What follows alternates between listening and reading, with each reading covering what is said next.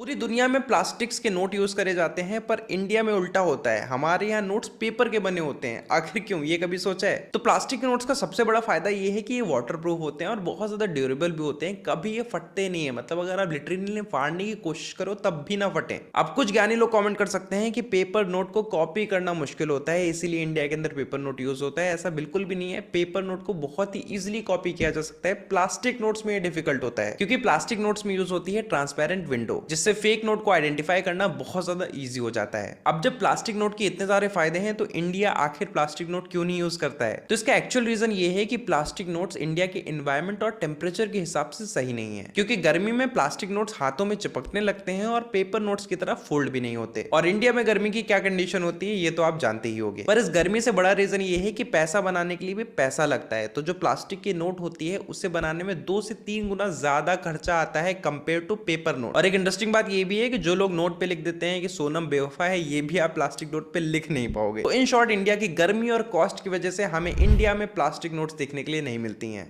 पूरी दुनिया